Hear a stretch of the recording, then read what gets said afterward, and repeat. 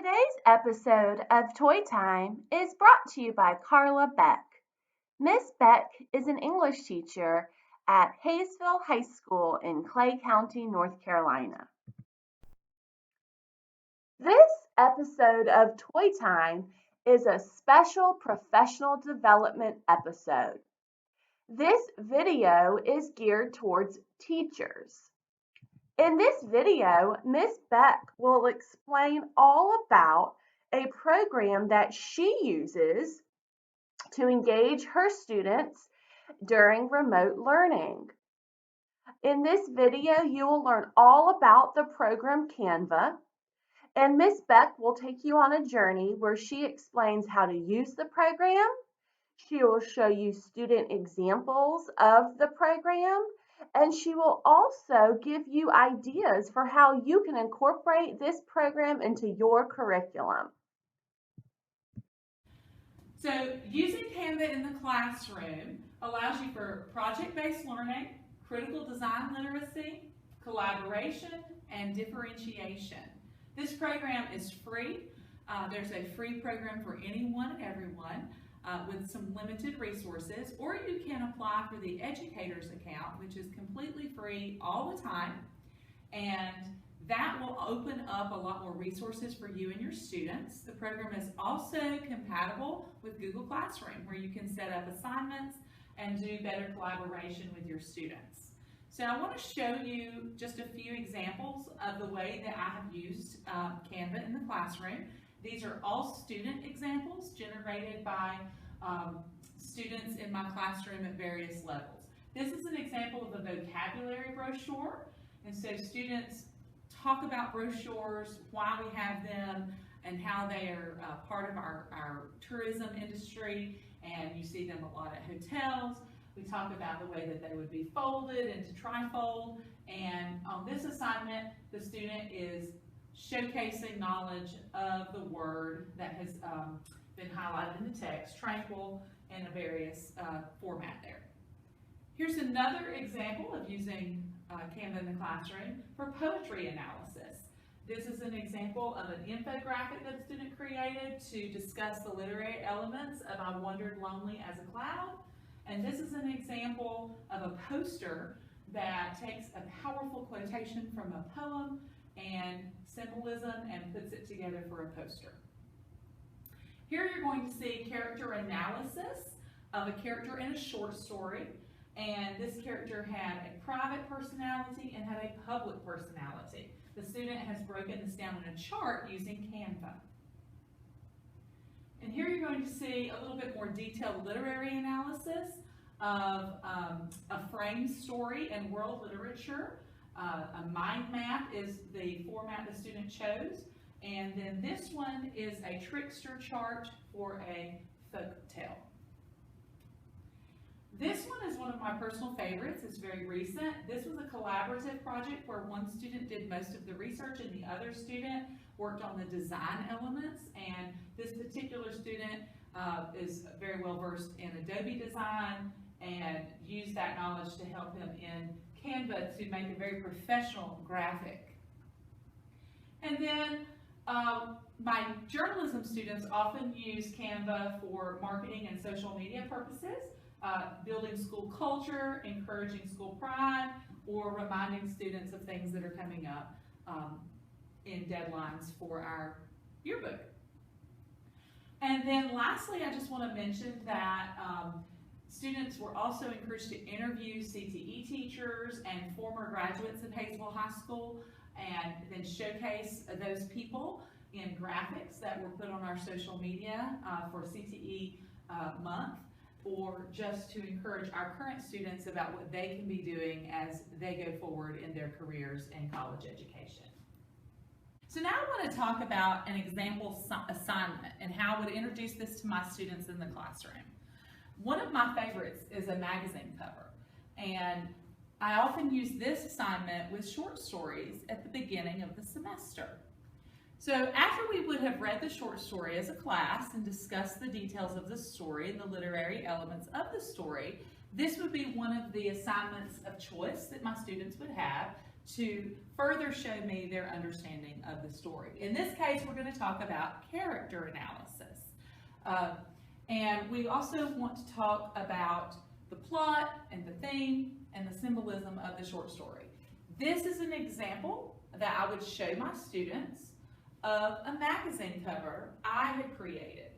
But before I would go in depth into the elements of this magazine cover, I would want to make sure that I had shown my students magazines, real magazines. Pass these around, let them look at them, read the article titles, talk about the design elements. For example, not just the font choice, but the colors that you're using and what the purpose of that might be. After looking at the examples, I would come back to my example for the short story, The Possibility of Evil, and talk about the title and how I don't want it to be the title of the short story. I want it to sound more like an actual magazine title. And so Possibilities being the title of this magazine. The rose would be an example of symbolism in the story, and then some of the articles would reflect setting, character, plot, and theme. Evil words from a lonely heart. Does judgment hurt? Summer trends you should check out because the story did take place in the summer. Once I have them understanding the expectation, and then I would take them to the actual website. We're going to walk through what it would look like to create something from scratch.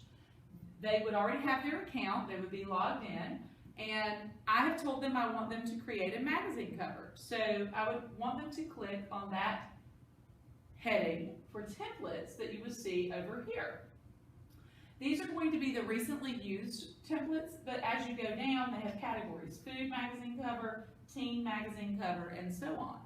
So you can scroll this way, and when you find an example that you like, you can click See All, and more templates will come up. And if you highlight in the corner, it will say free, which means that students are not going to be asked to pay anything, and that, of course, is what you would want. So once you select your template, you would pull it over to this area, and now you can edit your template. Anytime that you want to see it in a larger setting, you can hit that button and it will show it to you like this, and then simply hit escape and you would go back. If you want to look at the photographs that are available, you can go to uploads, and these are going to be things that you have personally uploaded, or you can simply go to photos and you can search. So if we were going to do a magazine cover about Brothers Are the Same, which is a short story we read, we might search Africa, which is the setting for the story. When we find a picture that we like, we would just simply drag it into the box. Now, notice it went to the background, and that's probably not what I want. So I can always hit undo right there at the top of the screen. And then I can try again to get it just in the center picture box. And once I have that, I can start thinking about the text.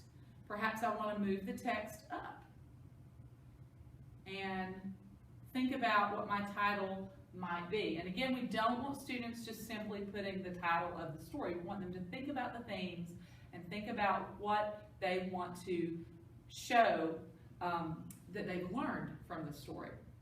Once they are happy with their design, then they would go up here to the download button, and you can download this as a PDF or a JPG file, whichever file that you prefer, and you can save that to your device and then upload that into Google Classroom or email, print, whatever you would prefer your students to do.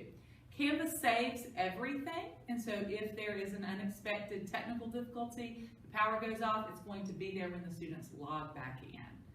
And again, this is going to give them an opportunity to showcase something in a creative way that requires critical thinking and sometimes collaboration and differentiation, because one thing that Canva for Education will allow you to do is give you the opportunity to say, this is the template I want you to use, and that will be nice for the students who perhaps struggle because you can go to your specific educators team, and you can go to your groups, and you see here I have a group set up right here, and I can give that group a specific template that I want them to use for an assignment. I don't have any right there right now, but if I do that, that limits them and they don't spend a lot of time searching if they're frustrated by that. Gives them an opportunity to get started right away to show you what they know.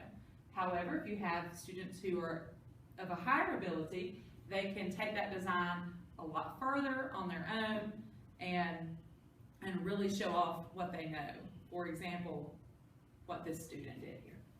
Much more professional because he had the ability and the knowledge to do that. So I hope this has given you an idea of how you can use Canva in the classroom and encourage your students to express themselves. Thank you very much.